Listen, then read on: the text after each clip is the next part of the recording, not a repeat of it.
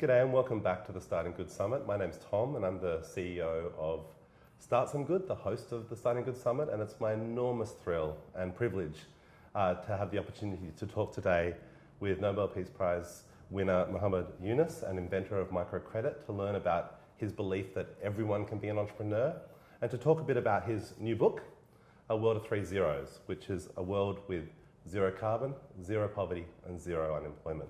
Thank you so much for joining us. Thank you for inviting me. That is obviously an enormous goal, those three zeros. And I think for many people, the first barrier that they have to overcome in perhaps putting their energy behind a goal or supporting such a goal is to believe that such a goal is even possible. How do you get past people's cynicism about changes that big and that utopian sounding?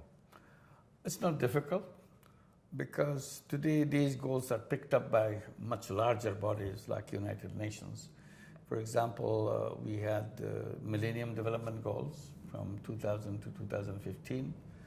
And number one goal was to reduce poverty by half by 2015. And then it was followed by Sustainable Development Goal, SDG. And number one goal is to reduce poverty by zero by 2030. So it's a world body, everybody signed up, so it's nothing new news for them. I don't have to go and say, oh, we have to bring it to zero. So that's nothing like that. And also, if you look at the zero net carbon emission, this is a kind of outcome from the Paris Agreement. And the Paris Agreement where everybody signed up. Now Trump withdrew. Hopefully, it's temporary. They will come back because US is willing to come back. People are willing to come back. So they also now have a scenario when the zero net carbon emission is possible. Some are trying to push it to 2040, some trying to keep it to 2050. So it's a time thing, but not the goal itself. So these are familiar goals. Only different goal that I brought in is zero unemployment. And that comes from a completely different perspective. I tell people that the whole problem of unemployment is created from the very concept of employment. People have to be employed by somebody. And I'm arguing that all human beings are by birth entrepreneurs. So the question of creating jobs for them is irrelevant. So if you don't look for jobs, there is no unemployment. So I'm arguing that let's go back to the original position of human being, which is about being entrepreneur. So this is how I see.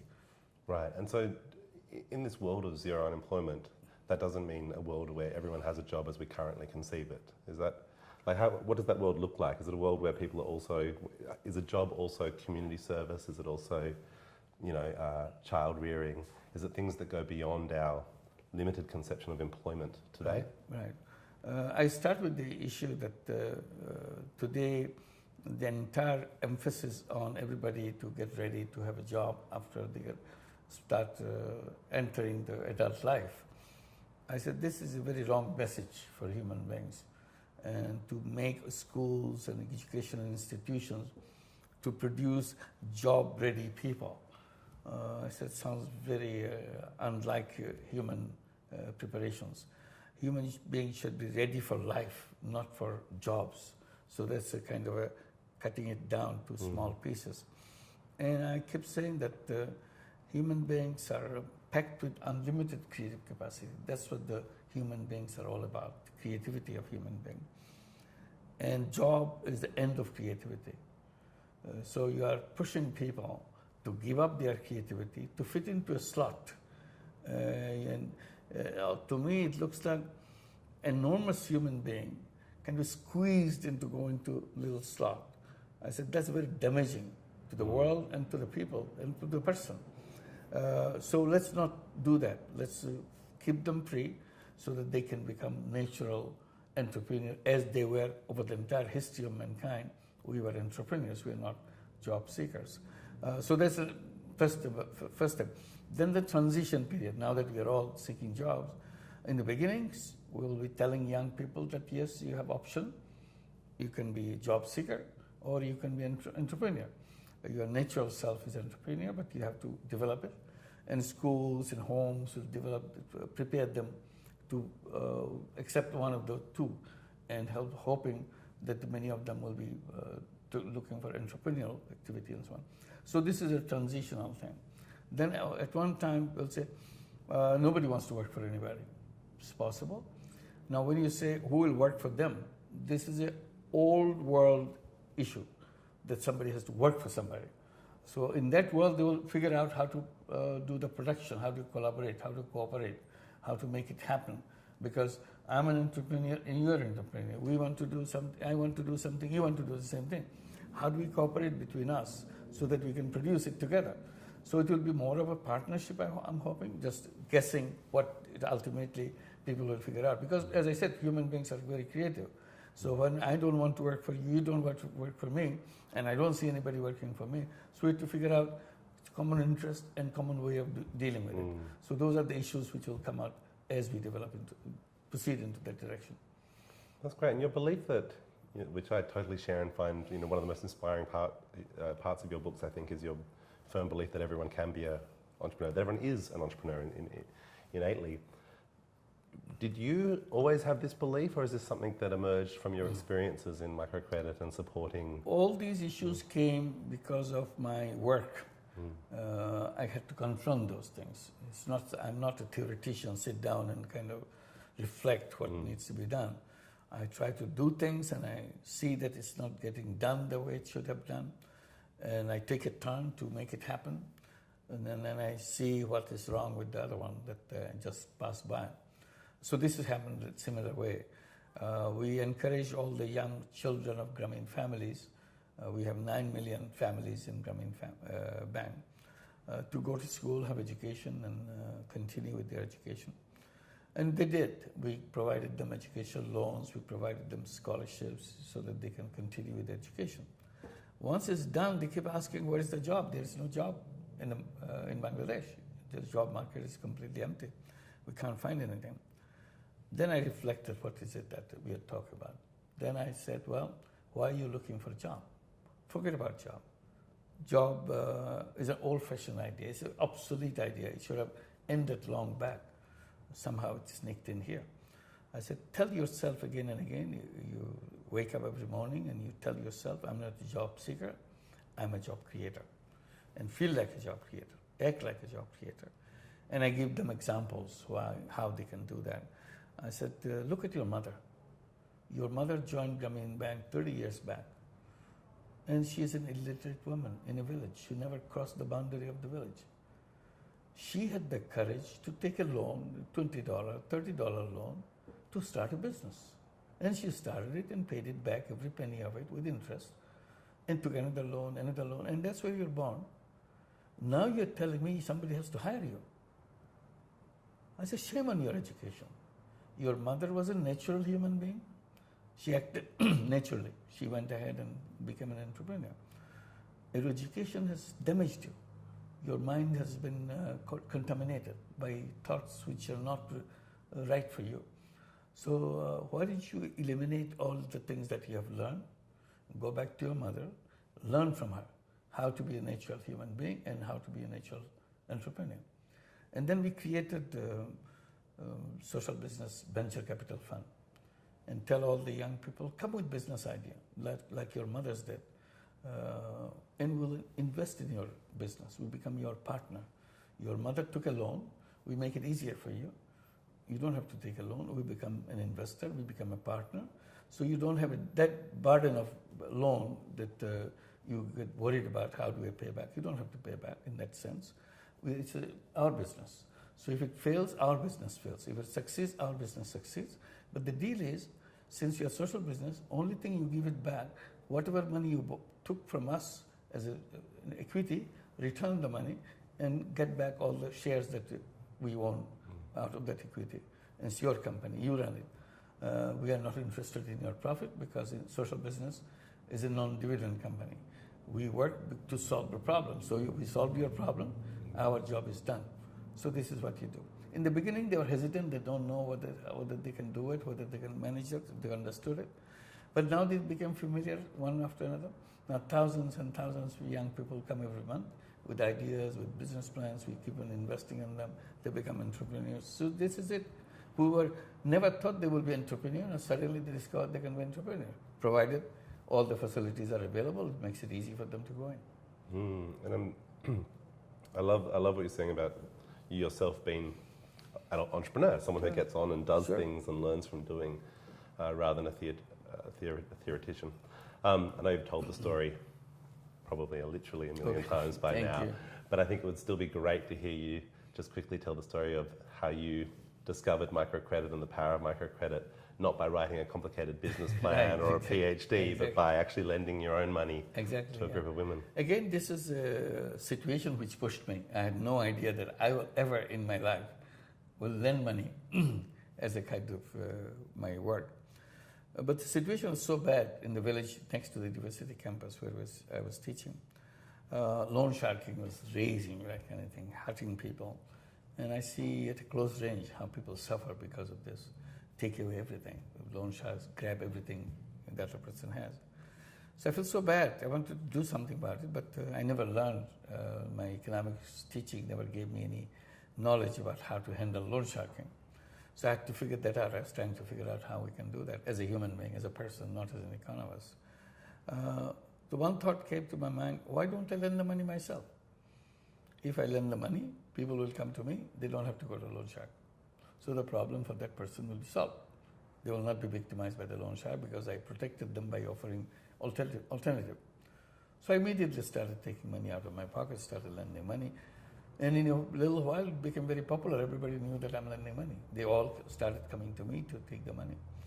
And I become very happy that people come to me with the money. And I thought, I interpreted it as it must be making them very happy because they don't have to go to loan shark. They find it, this alternative is much better for them. So I enjoyed it and I continued doing that. And ultimately I created a bank out of it, called it Grameen Bank, and expanded it throughout the whole country. And it became known as Microcredit. It expanded beyond the borders of Bangladesh. It became a global phenomenon. It works in poor country like Bangladesh. It works in rich country like United States, in European countries, in France, in Norway, in Sweden, everywhere. And speaking of the global application, I know that Grameen Australia is about to begin their first on-the-ground microcredit project in Australia. Do you expect to see anything different happen here in this new context? Or do you expect it to... I would hope that it will go same way because we have already done in the United States. We have Grameen America. After 10 years of our work, we have now 7 branches in New York. We have branches in Los Angeles, San Francisco, Omaha, Nebraska, Charlotte, North Carolina, and 12 cities, 20 branches. We lend out over 10 years now to over 100,000 borrowers, all of them women, 100% women. And total loan that we give out is over $1 billion. And repayment has been always, throughout this 10-year period, in every single branch that we have, over 99% and 99.5% and above. So that's we already have that. So it's a rich country, and it's a whole system of banking that we developed works in every single location.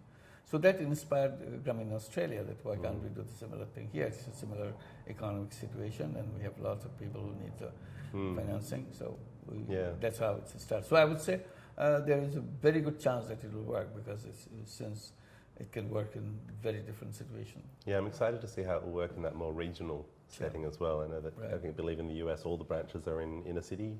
They're all in city. US is city-based. So that'll be a difference. Can I ask, why do you only lend to women? Are men just inherently unreliable? Yeah. No, this came again, excuse me. This came because of the circumstances. I was very critical of the banking system. And I was accusing them that they lend money to people who already have lots of money. And they don't lend money to people who don't have money. I said, that's a very funny thing. Normal human being will expect that you will be lending money to people who don't have money and come to the people with money after they have done this job. But you started in a completely different way and stay there. You don't even come to the poor people. And then I accused that not only that, they do a strange thing. They lend money only to men. They don't lend money to women. They said, no, we do. I said, you don't.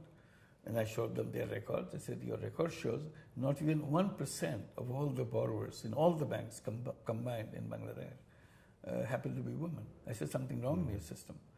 So they tried to defend themselves by saying that women don't come to us. I said, no, that's not true. Your rule and procedures are skewed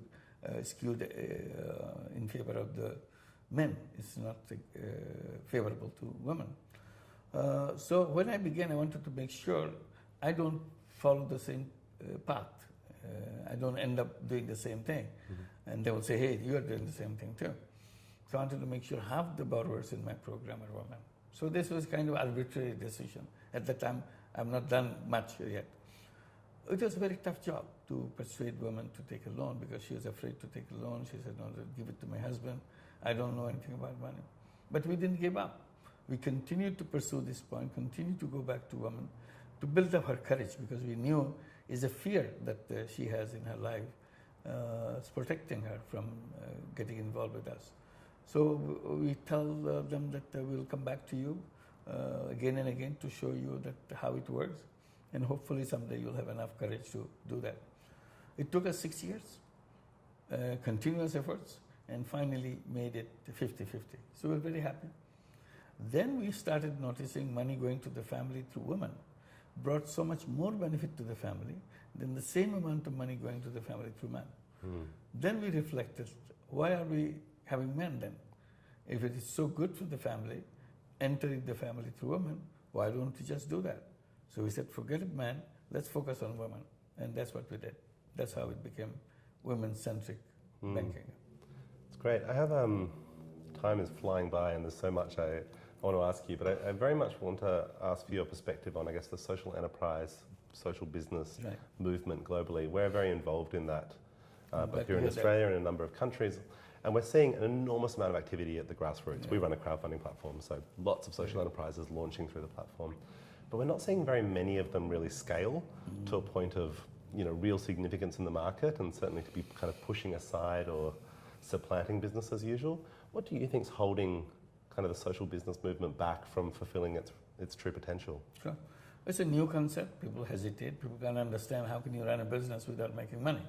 That's the first surprise. They get shocked. So you have to overcome that shock.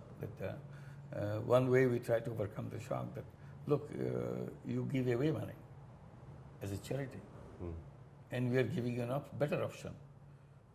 You can achieve the same goal of the charity and then go ahead investing the money, and money does the job and money comes back. So you have your money keeps coming back again and again. Your money becomes more powerful than charity money. So they immediately understand the power of that money coming back. And then they said, why don't you do it with your business money? Because in business, you make money for yourself, but also you want to solve the problem of the world. You keep complaining about it, and we can all work on that score and make it happen and create those things so that it continue to happen, and give examples of the companies who have joint ventures with us, created social business with us. So we gave example, and it makes sense to them. Many more businesses are coming forward. And about scaling up, we have done nationwide social businesses. We had no problem. Just to give one or two examples. One is example of solar energy. We have Grameen or Grameen Energy, a company, to bring solar energy at home in the villages and so on. In the beginning, it was a tough job to convince people because they are not aware of solar energy and all that. Why should they pay for it? So we have to give them attractive offers to make it attractive for them. And it caught up. Now it became a nationwide activity. So not only Grameen Shakti or Grameen Energy is doing it, now many others, NGOs and everybody is coming up. So with Grameen Shakti alone, we have more than 2 million homes with the solar home system. And another 2 million will be by the rest of others who join the same campaign, same kind of thing. So in total, there's more than 4 million homes already with the solar home system, and every day it's expanding. So we didn't see any problem in that, in the attitude of people, or in terms of acceptance of that. And in the meantime, technology improved with the solar energy. So the cost of solar panel went down, and acceptance by the people went up. So it became very convenient to expand on. So this is one example. And there are other companies that we did, which again, nationwide, we can continue with that, making that happen. We didn't see any problem. And like one company is a joint venture company for us, McCain is a Canadian company. They became very excited about social business. They took their French fry company, the potato, they buy lots of potato. But they found out that 20% of the potato grown in France is thrown away because they don't buy it. They operate in France. They don't buy it, and farmers don't have use it. They throw it away. So until now, they never noticed that this is what they do, because they're only busy with the one they bought. They're not busy with the one they didn't buy. And now they become concerned that once we don't buy, they throw it away. It's a good food wasted. So now that they're already familiar with social business, they have done social business with us in Colombia. They created a separate social business to buy those throwaway potato and make them into potato soup. So why do we throw away? We are business people. We know what to do with materials like this. So they make potato soup. Then they realized that 30% of the vegetables grown in all over Europe is thrown away. They are known as ugly vegetables because their shape is not something that supermarket consumers will buy them. They are fat on one end, thin on another end. They need a very regular shape vegetable to be sold in the supermarket. If it is not regular shape, they just throw away and call it ugly vegetable. Yeah. So what they did, McCain created a social business to buy up the ugly vegetables and chop them off and make it into a nice little package, call it ready-to-cook food. Once you chop them off, you don't know what the shape was. So it's people like it because it's very cheap, because it's a throwaway vegetable. You buy it very cheap. And then they turned into also vegetable soup. So now it's a very popular vegetable soup and popular vegetable. So it's done over countries in Europe. So it's once you have a business idea and you put all your business skill behind it, it could be as big as any other business. It's no problem with that. It's because your consumers like it and you want to solve the problem, and this is the way you solve the problem. We're basically out of time, but I have to ask you one final question, please. and I think if you could keep your answer relatively brief, unfortunately, but this is the whole premise of the Starting Good Summit is to bring in experienced social entrepreneurs like yourself and give access to people who are at the very beginning of their journey or at an earlier stage of their journey. So just what's some advice that you'd give to people who are looking to start social businesses? Well, we try to explain to them, show them the books are there. We have our website platforms like Social Businesspedia. You go into it, see who is doing what and so on. We have events, annual events. One event is just coming up in Bangalore, India. So June 28, 29, we call it Social Business Day, so that people can get together, get to know each other. And big companies come, they are curious. Small guy comes, he's the one who wants to do it, she's the one who wants to do it. So they get together with the big company and little guy. Makes a wonderful chemistry. So all those connectivity is very important. Your videos, your all this thing that you are doing through your internet facilities, platforms. This is very important to go out, reach out to people. So once you learn from each other, you say, hey, this is easy. And most of the time, you don't have to invent the whole thing.